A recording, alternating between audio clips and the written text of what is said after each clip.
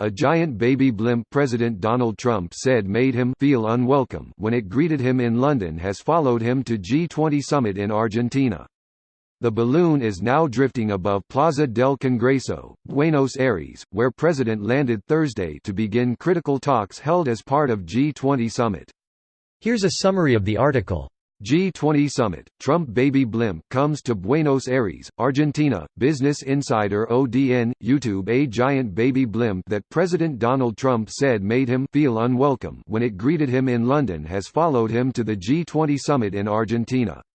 The 6-meter balloon, which hovered 100 feet over the ground outside Parliament in London, welcomed Trump on July 13, but the president told British newspaper The Sun, "I guess when they put out blimps to make me feel unwelcome, no reason for me to go to London." The balloon is now drifting above the Plaza del Congreso, Buenos Aires, where the president landed on Thursday to begin critical talks held as part of the G20 summit.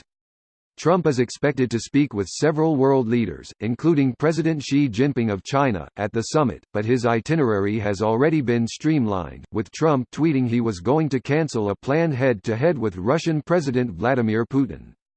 Trump also forced a scheduled one-on-one meeting with Japanese Prime Minister Shinzo Abe into a trilateral with Indian Prime Minister Narendra Modi.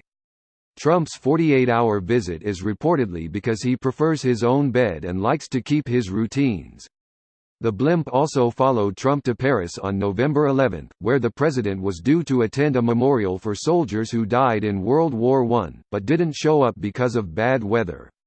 This post received a score of 39,277, with an upvote ratio of 76%. Here are the top comments in response to this article. Greater than the 6-meter balloon, which hovered 100 feet over the ground outside Parliament in London. It should be illegal to mix units of measurement like this in the same sentence. Edit. Apparently several other countries tend to mix their units around, and without any slight bit of confusion on either end. In the US, if I even say something is 100 meters away or a recipe calls for 20 grams of butter, people will look at you like you just said, "Hey, I like kicking children for fun." Oddly and sadly, this is done in aviation all the time. Aircraft speed is always measured in knots, nautical miles per hour, but wind speed is sometimes measured in meter per second. Altitude is almost always measured in feet, but sometimes in meters. Air pressure is sometimes measured in millibars and sometimes in inches of mercury, and temperature is always measured in degrees Celsius. There have literally been several safety incidents and accidents because of this. That's pretty interesting that, for things like aviation, units are mixed around in such an absurd way. NASA had some super expensive satellite or something that they had to junk because the European side of it wouldn't work with the American side because the Europeans used metric while the Americans used imperial. There wasn't a European side. The software was supposed to use metric units throughout, but one piece of code supplied by Lockheed Martin used imperial and gave those numbers to another system that was expecting metric. That put the spacecraft off course enough that it entered the atmosphere of Mars at the wrong angle and experienced a rapid unscheduled disassembly. Greater than rapid unscheduled disassembly. That's a strange way of saying crash and burn.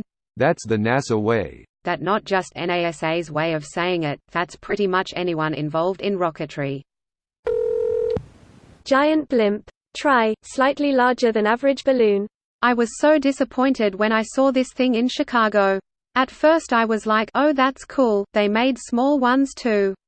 Then I realized the small one underscore was underscore the one from all the pictures sad face. Never meet your heroes. How big is it exactly? It was like 15 feet or so. If you've ever seen union protests with those big inflatable rats about that size. I've seen those rats in NYC specifically. Yeah, they are common there in Chicago. He'll never step foot in Chicago again. The intense hatred for him there is white hot. He tried to do a rally at the University of Illinois at Chicago during the campaign and his motorcade deemed it too unsafe to deal with the demonstrators. The few hundred MAGA TS who were in the arena had to be escorted out of a safe exit. Then some tried to provoke the demonstrators and ended up getting a Chicago kiss. The hate is strong and understandable there. He mischaracterizes the city's crime situation on a constant basis in his efforts to dog whistle to the racists who think it's true. This video was automatically created by Reddit to speech. The article and comments in this video were selected from Reddit according to their upvotes, and any paraphrasing was performed by smmry.com, without any human intervention.